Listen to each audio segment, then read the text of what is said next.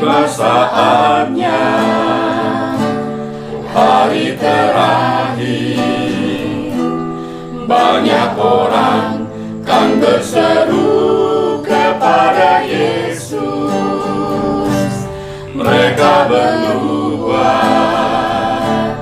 dan mengusir setan, melakukan mujizat demi namanya. Bukannya orang yang berseru Tuhan, Tuhan, yang kan masuk ke dalam kerajaan surga. Bukannya orang yang berseru Tuhan, Tuhan, melainkan yang menurut kehendaknya. Bukannya orang yang berseru Tuhan, Tuhan, yang kan masuk ke dalam kerajaan surga. Bukannya orang yang berseru Tuhan, Tuhan, melainkan yang menurut kehendaknya. Melainkan yang menurut kehendaknya.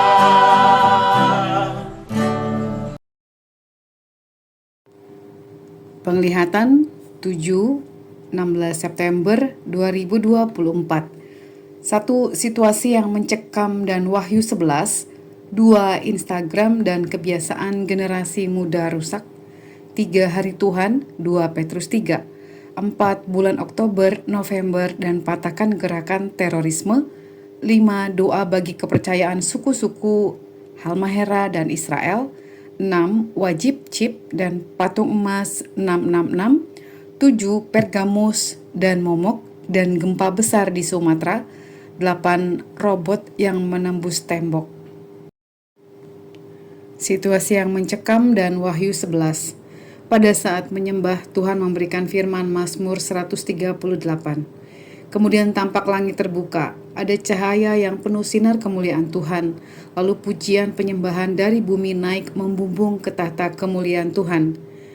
Saat terus menyembah, salah satu tim melihat dalam penglihatan satu keadaan yang mencekam, sunyi, ada ketakutan dan ada tekanan.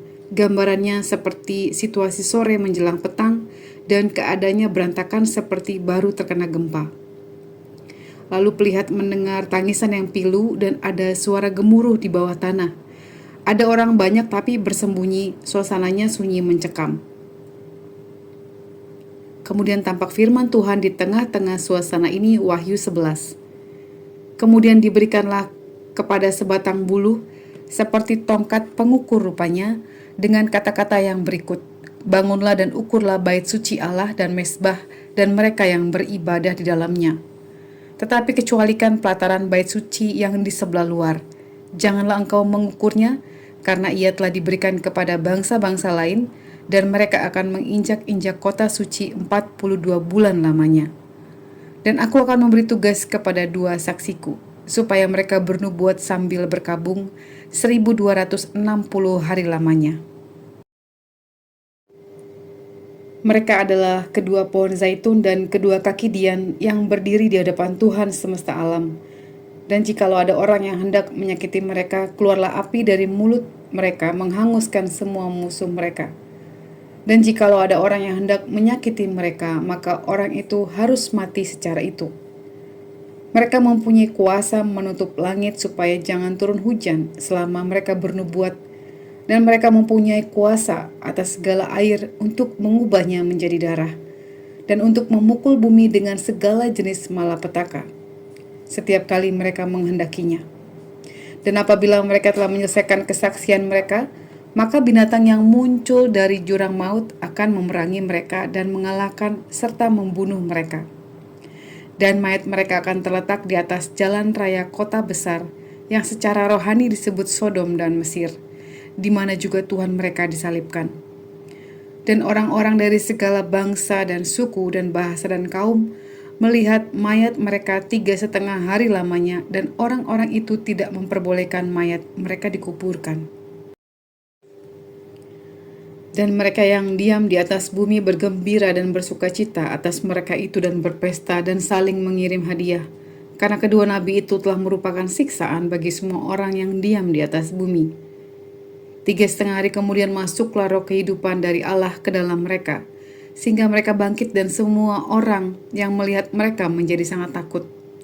Dan orang-orang itu mendengar satu suara yang nyaring dari sorga berkata kepada mereka, "Naiklah kemari."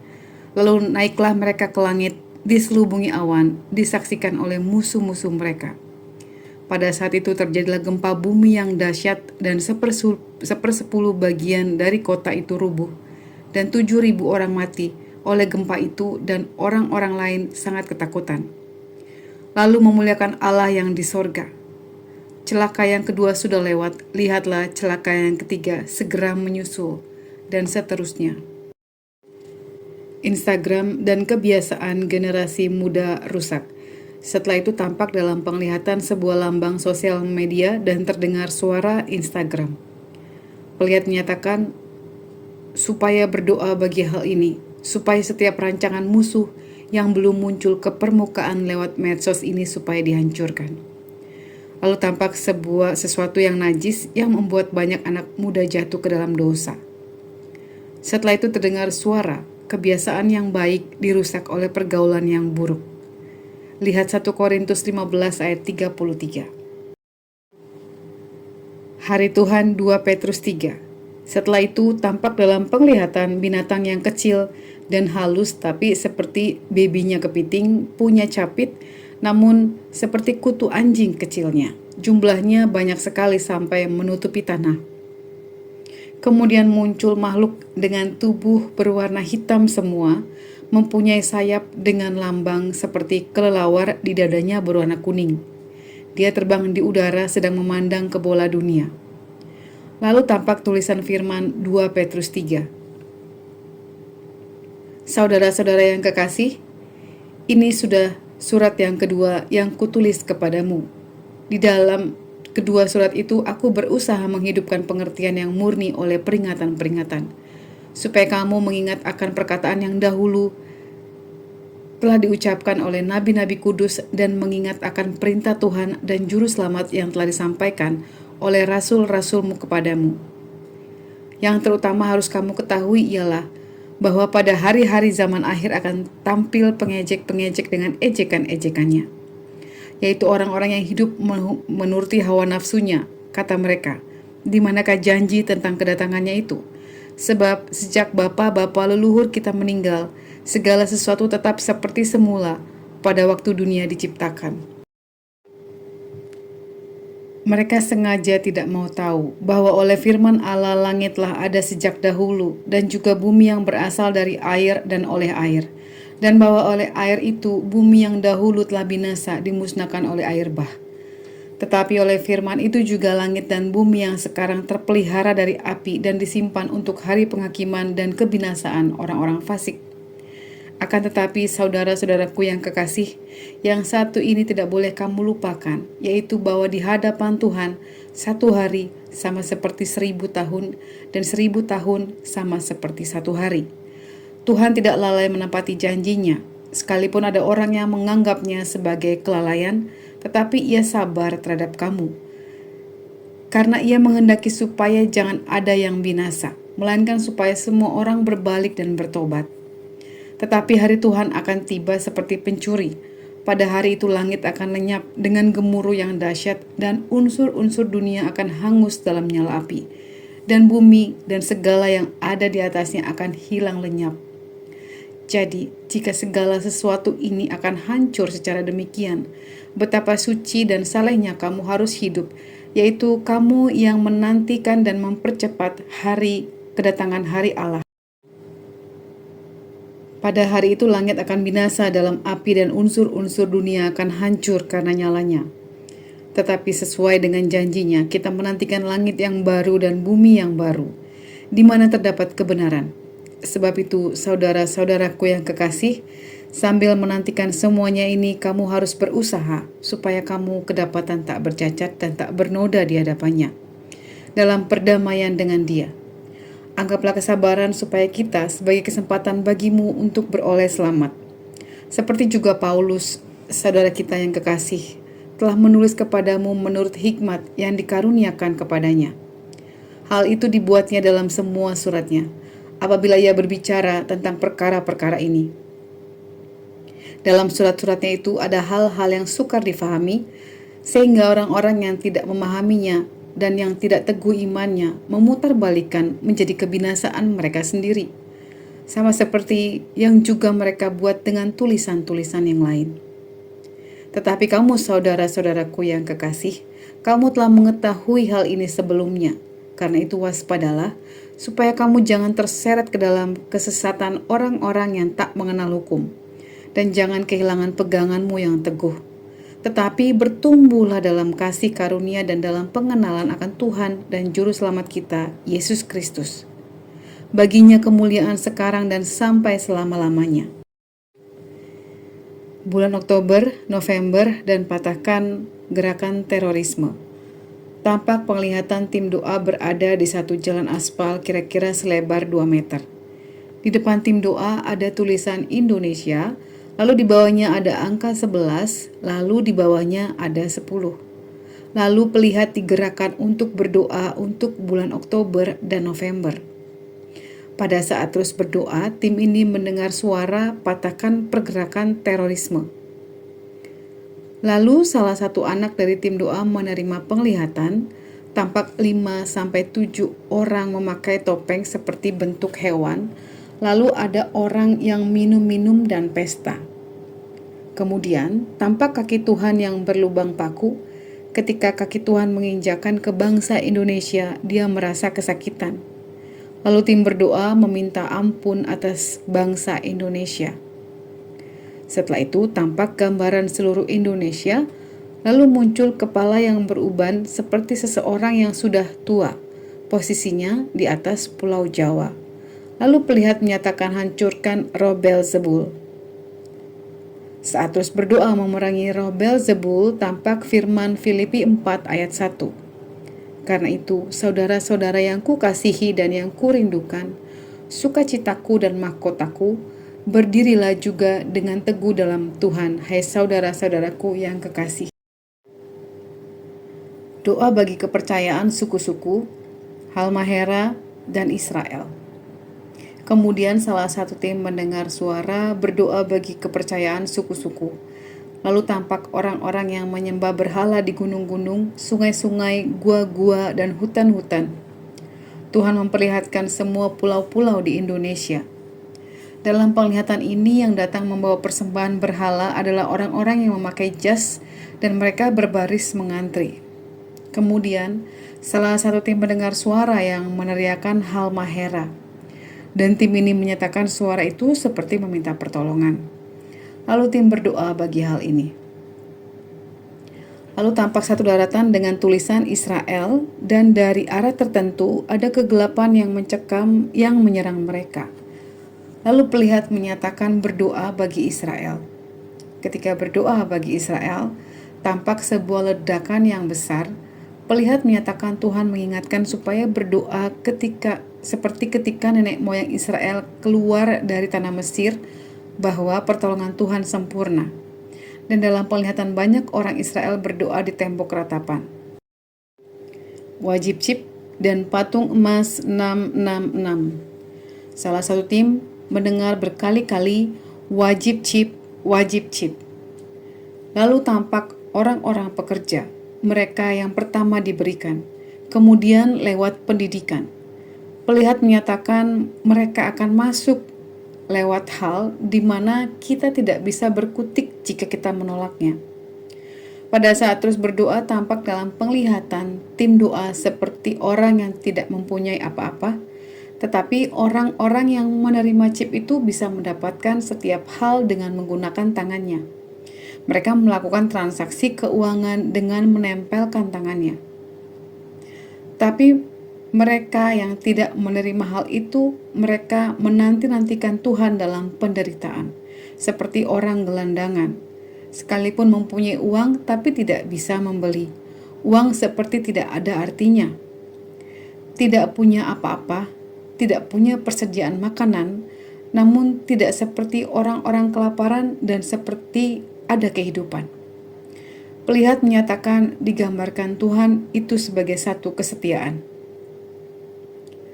Ayat ditambahkan saat penulisan 1 Timotius 6 ayat 6 sampai 8.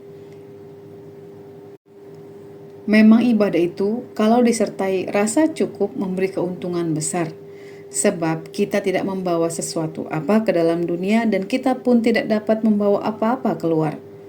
Asal ada makanan dan pakaian cukuplah. Tapi mereka yang menerima tanda di tangan dalam penglihatan ini, mereka tertawa, tapi tujuan hidup mereka adalah kebinasaan. Lihat Wahyu 14 ayat 10 sampai. Setelah itu tampak satu patung emas yang besar yang disembah, dan di bagian perutnya ada tulisan 666. Juga ada trisula ditancapkan di samping patung emas ini. Lalu tampak dalam penglihatan siksaan dan penderitaan bagi orang-orang, ada tekanan hidup bagi orang-orang yang setia kepada Tuhan. Kemudian pelihat mendengar suara, "Ketika itu datang kepadamu, adakah hatimu setia kepada Tuhan?" Tampak di atas kepala mereka yang tidak menerima tanda itu ada sinar kemuliaan dengan bentuk segitiga. Di dalamnya ada salib. Itu seperti tanda perlindungan bagi kita di saat zaman kesusahan itu datang. Kemudian di tempat orang-orang yang tidak menerima tanda binatang itu, tanahnya bisa bergerak seperti kapal yang berjalan di atas air. Lalu tampak langit terbuka dan Yerusalem baru turun dari sorga. Tampak 12 pintu gerbang, dan di setiap sisi pintu gerbang ada 2 malaikat bersayap dengan pedang bermata 2 yang berkilau-kilau. Dan Tuhan memerintahkan untuk masuk. Pergamus, momok, dan gempa besar di Sumatera. Pada minggu berikutnya saat menyembah, salah satu tim mendengar suara Pergamus. Lihat Wahyu 2 ayat 12-17. Lalu tampak dalam penglihatan Indonesia dan muncul HR, mantan pemimpin FP Bintang yang telah dibubarkan. Mulutnya komat kamit, lalu ada massa yang besar. Tapi posisi massa ini jauh dari HR sehingga pelihat menyatakan HR di belakang layar. Pelihat menyatakan terlintas kembali mengenai penglihatan sebelumnya Oktober dan November. Kemudian terdengar suara patahkan kekuatan suap menyuap. Pada saat berdoa tampak juga burung Garuda yang menukik ke bawah dan seperti menahan sakit yang sangat. Pelihat juga mengatakan tampak huruf-huruf yang berjalan, yaitu S, P, E, C, T, E, R. Namun dia tidak memahami hal ini. Ketika dicoba ditranslate pada saat diskusi, ternyata artinya momok dalam bahasa Indonesia yang menjadi kiasan untuk sesuatu yang menakutkan, berbahaya, ganas. Ketika mencari informasi, ada sebuah artikel bahwa momok di bangsa Indonesia pada tahun belakangan adalah resesi. Setelah itu, tampak orang-orang yang berdoa di Pulau Jawa, mereka memandang ke Pulau Sumatera. Lalu tampak di pulau-pulau kecil dekat Sumatera ada goncangan gempa bumi yang besar, lalu air laut naik sehingga pulau-pulau kecil itu hampir tenggelam. Pulau yang tampak dalam penglihatan itu adalah setengah Sumatera ke sebelah kanan. Yang diingat oleh pelihat adalah Riau, Batam, Bintan, dan kepulauan yang kecil-kecil di daerah itu. Juga tampak tulisan Aceh. Pelihat menyatakan ini menakutkan. Ada suara gempa yang luar biasa. Ada teriakan dan jeritan tangis. Ketika tim doa mengarahkan doa untuk Sumatera, terdengar 1 Tesalonika 5. Tetapi tentang zaman dan masa, saudara-saudara, tidak perlu dituliskan kepadamu, karena kamu sendiri tahu benar-benar bahwa hari Tuhan datang seperti pencuri pada malam. Apabila mereka mengatakan semuanya damai dan aman, maka tiba-tiba mereka ditimpa oleh kebinasaan, seperti seorang perempuan yang hamil ditimpa oleh sakit bersalin. Mereka pasti tidak akan luput. Tetapi kamu, saudara-saudara, kamu tidak hidup di dalam kegelapan, sehingga hari itu tiba-tiba mendatangi kamu seperti pencuri. Karena kamu semua adalah anak-anak terang dan anak-anak siang. Kita bukanlah orang-orang malam atau orang-orang kegelapan. Sebab itu baiklah jangan kita tidur seperti orang-orang lain, tetapi berjaga-jaga dan sadar. Sebab mereka yang tidur, tidur waktu malam, dan mereka yang mabuk, mabuk waktu malam. Tetapi kita yang adalah orang-orang siang, baiklah kita sadar, berbaju zirakan iman dan kasih, dan berketopongkan pengharapan keselamatan. Karena Allah tidak menetapkan kita untuk ditimpa murka, tetapi untuk beroleh keselamatan oleh Yesus Kristus Tuhan kita yang sudah mati untuk kita. Supaya entah kita berjaga-jaga, entah kita tidur, kita hidup bersama-sama dengan Dia. Karena itu nasihatilah seorang yang lain dan saling membangunlah kamu seperti yang memang kamu lakukan. Dan robot yang menembus tembok. Kemudian tampak manusia-manusia robot berwarna silver yang dapat menembus tembok, masuk ke rumah-rumah, gereja-gereja, dan gedung-gedung. Robot ini seperti membawa pengaruh. Lalu terdengar suara patakan spirit kegelapan yang ditanamkan di dalam robot ini. Setelah itu tampak orang-orang yang berdoa, mulutnya terbuka, tapi keluar bola-bola api mengarah kepada robot-robot. Maka pelihat menyatakan, berdoa, hancurkan kekuatan robot yang membawa spirit kegelapan. Saat terus berdoa, tampak tulisan firman 2 Yohanes sebagai pesan pengajaran bagi setiap kita. Tetaplah di dalam ajaran Kristus. Aku sangat bersuka cita bahwa aku mendapati bahwa separuh dari anak-anakmu hidup dalam kebenaran sesuai dengan perintah yang telah kita terima dari Bapa. Dan sekarang, aku minta kepadamu, Ibu, bukan seolah-olah aku menuliskan perintah baru bagimu, tetapi menurut perintah yang sudah ada pada kita dari mulanya, supaya kita saling mengasihi. Dan inilah kasih itu, yaitu bahwa kita harus hidup menurut perintahnya. Dan inilah perintah itu, yaitu bahwa kamu harus hidup di dalam kasih, sebagaimana telah kamu dengar dari mulanya. Sebab banyak penyesat telah muncul dan pergi ke seluruh dunia yang tidak mengaku bahwa Yesus Kristus telah datang sebagai manusia. Itu adalah si penyesat dan antikristus. Waspadalah, supaya kamu jangan kehilangan apa yang telah kami kerjakan itu, tetapi supaya kamu mendapat upahmu sepenuhnya. Setiap orang yang tidak tinggal di dalam ajaran Kristus tetapi yang melangkah keluar dari situ tidak memiliki Allah. Barang siapa tinggal di dalam ajaran itu, ia memiliki bapa maupun anak. Jikalau seorang datang kepadamu dan ia tidak membawa ajaran ini, janganlah kamu menerima dia dalam rumahmu dan janganlah memberi salam kepadanya. Sebab barang siapa memberi salam kepadanya, ia mendapat bagian dalam perbuatannya yang jahat. Terima kasih sudah menonton End Times Army Channel.